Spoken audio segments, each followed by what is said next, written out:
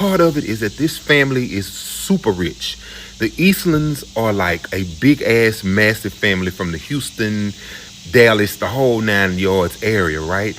This camp was started by the man who perished, his grandmother, Ag Stacy, and she had a certain way she wanted things to go. But now, Mr. Eastland's mom and main goal about having this property was that they did not want to pay taxes on any money that they made. Now, I'm not saying the mama didn't enjoy having the camp, but the accounting vet in me seems to think that this is they had a bunch of kids, and the man who passed away and his brother eventually, the brother is like an estate lawyer, Goldman Sachs, big shit, and then the Mr. Eastland man marries his wife Tweety, and they start it's a long story, but pretty much they get the camp and they turn it into something greater, right? But now the family is getting dividend payments and things like that. But then the other brother had to take this man who passed away to court because they say he was stealing money from the family's trust. It's complicated.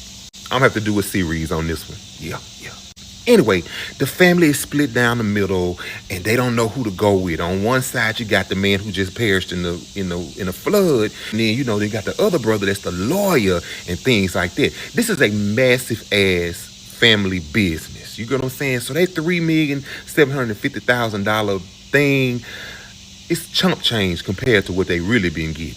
I mean, land, houses, businesses, the whole 9 yards. The brother that's the lawyer says that the man who perished in the flood, him and his wife they really were the ones taking the money, lying on the taxes. In essence, they were scamming. So you got this camp, but you don't want to pay taxes. Mind you, all the kids work at this place. The man who perished, his children work there.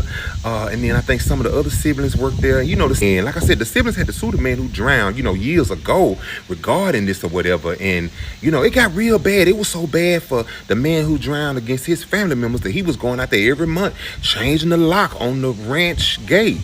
Whew. And you already know on this channel, we hold racist Caucasian people accountable, because if we don't, who will? And sometimes we hold these people accountable. And look, before we get into this video, if you don't like black people, black issues, black talks, get to stepping.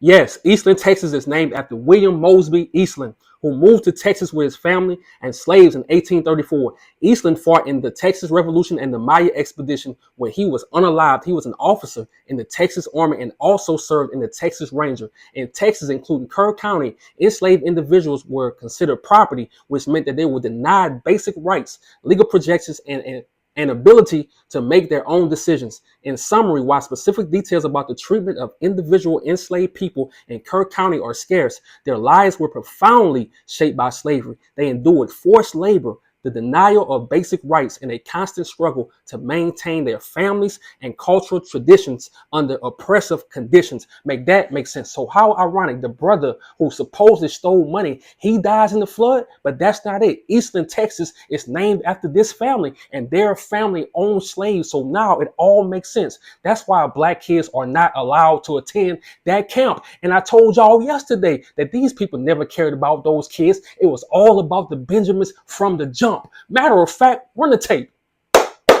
New reporting out this morning by the AP News shows that not only did the Camp Mystic directors and owners know that they were in a 100-year floodplain, they appealed the FEMA floodplain rulings in 2013, hiring an engineer at tens of thousands of dollars to redraw a map, present it to FEMA, who then agreed with it, so that they could build more structures. The majority of these structures that were exempted from the original FEMA floodplain were the ones that were destroyed. So why would somebody do this? So they don't have to get flood insurance and they can have lower overall insurance premiums. They spent tens of thousands of dollars and put hundreds of campers a year at risk, just so they could save a little money. This is a camp that charges between $3,000 and $6,000 per 2-week session and makes more than $20 million a year. And they wanted to pay a little bit lower premium, so they put hundreds at risk every year. and we see the result. In 2025, Eastland, Texas has a population that is predominantly white. Specifically, the racial composition is approximately 83.3% white. Make that make sense. And I told y'all again yesterday that in this country, in America, they use religion to manipulate and gain wealth for their families. Just turn the TV on at 2 a.m., 3 a.m. in the morning, and you go see these fake ass pastors on TV selling you stuff, selling you holy water. How you get holy water and nobody else got holy water? So you the only one that got holy water. You the only one got a holy handkerchief that if you touch somebody, you can heal them. I'm telling you, it's all a scam to scam people. They scam white people, they scam black people, Asian people, they scam all people in this country, and they use religion to do it. These people was making millions of dollars, not giving a damn about the safety of these kids, not giving a damn about the history of Kirk County, all the blood on their hands, all the blood on that soil. Matter of fact, check this out. Camp Mystic's revenue is not explicitly stated, but it can be estimated based on public information.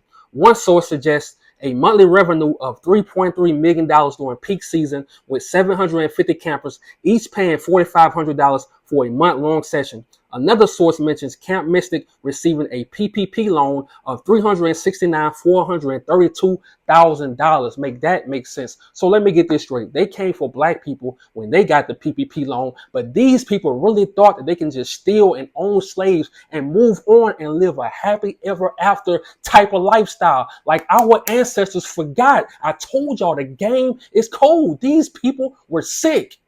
And before I read this, you know what? I don't even have to read. I can speak from the heart. But first of all, rest in peace to those young girls that died in that flood. But those owners knew the history of Kirk County. Those owners knew the history of their family. They knew their family members owned slaves. So that's why no black kids can go to their camp. But they never thought our ancestors would come back and collect the way they did. And let's be real, parts of Kirk County was completely wiped out by that flood. But let's go on to this. Oscarville, Georgia, completely flooded. A black town, black community, completely flooded, and now it's Lake Lanier because of racism, hatred, and jealousy and lies that these people told. And it wasn't just the racist people, it was the whole U.S. Army that helped these people to flood Oscarville, Georgia. I don't see no sympathy, I don't see no outrage. We don't even learn this stuff in school. We gotta learn it on our own to make it make sense. Kalijah, Alabama, founded by a former black slave, and these people in that community, these people had their own black-owned railroad. They completely flooded their place, and now it's a lake. Seneca Village in New York City now is Central Park.